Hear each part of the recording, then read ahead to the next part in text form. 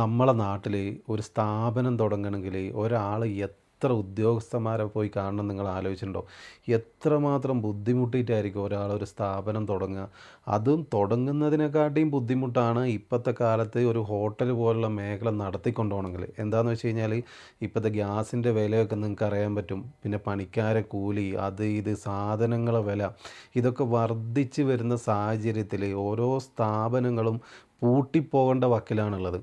ഈ ഇപ്പോൾ ഉള്ളതൊക്കെ നടത്തിക്കൊണ്ടുപോകുന്നത് തന്നെ ആ തൊഴിലാളികളെ ശമ്പളവും അവരെ കുടുംബവും ആലോചിച്ചിട്ടാണ് പല മുതലാളിമാരും ഒരു സ്ഥാപനം നടത്തിക്കൊണ്ടുപോകുന്നത്. അത്രയ്ക്ക് ബുദ്ധിമുട്ടി നടത്തിക്കൊണ്ടുപോകുന്ന ഒരു സ്ഥാപനത്തിൽ ചെന്നിട്ട് കേവലം ഒരു കഷ്ണം നീര് പിഴിഞ്ഞ സമയത്ത് അതിൽ നീര് വന്നില്ല, മറ്റൊരാൾക്ക് പിഴിഞ്ഞു കൊടുത്ത നാരങ്ങ നീരാണ് ഞങ്ങൾക്ക് തന്നത് എന്ന് പറഞ്ഞിട്ട് ആ ഹോട്ടലിലുള്ള ആൾക്കാരെയും ആ ഹോട്ടലിലെ ഗ്ലാസും കാര്യങ്ങളൊക്കെ തല്ലി പൊളിക്കുന്നതാണ് നിങ്ങൾ കണ്ടത്.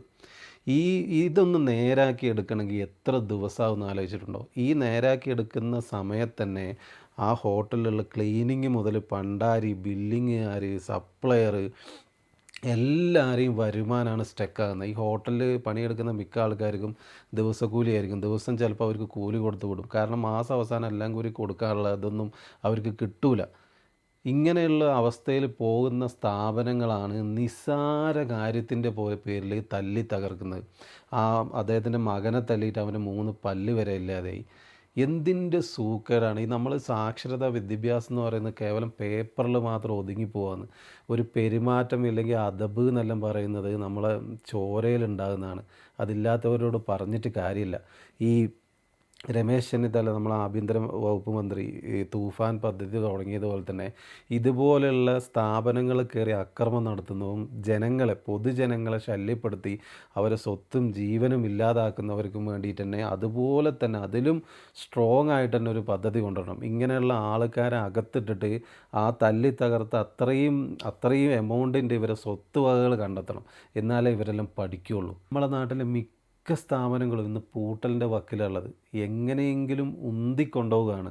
ഈ ഈ ഹോട്ടൽ നടത്തുന്നവരോ അല്ലെങ്കിൽ ചെറിയൊരു സ്ഥാപനങ്ങൾ നടത്തുന്നവരോ ഒന്നും വൻ മുതലാളിമാരല്ല.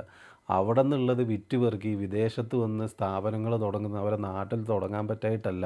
ഇങ്ങനെയുള്ള പ്രശ്നങ്ങൾ കൊണ്ടാണ് നിസ്സാര പ്രശ്നങ്ങൾക്ക് അടിയുണ്ടാക്കുക, സ്റ്റാഫിനെ ആക്രമിക്കുക, ആ സ്ഥാപനം തല്ലി തകർക്കുക. പിന്നെ ഇതെല്ലാം നമ്മൾ ഏകദേശം അവിടെ ഒരു 1-2 ലക്ഷം റുപ്യേൻ്റെ നഷ്ടം ഉണ്ടായിട്ടുണ്ടാവും. അതെല്ലാം കഴിഞ്ഞിട്ട് വേണം ഇതിന്ന് കിട്ടിയ വരുമാനം കൊണ്ട് വേണം ഇനി ഇതെല്ലാം റെഡിയാക്കാൻ. ഇതൊക്കെ ഈ തല്ലുന്നവന്മാർ ചിന്തിക്കുന്നുണ്ടോ? ഒന്ന് നശിപ്പിക്കാൻ എളുപ്പമാണ്, എന്തും നശിപ്പിക്കാൻ എളുപ്പമാണ്. പക്ഷേ നമുക്ക് അത് കെട്ടിപ്പടർത്താനാണ് ഏറ്റവും വലിയ പാട്.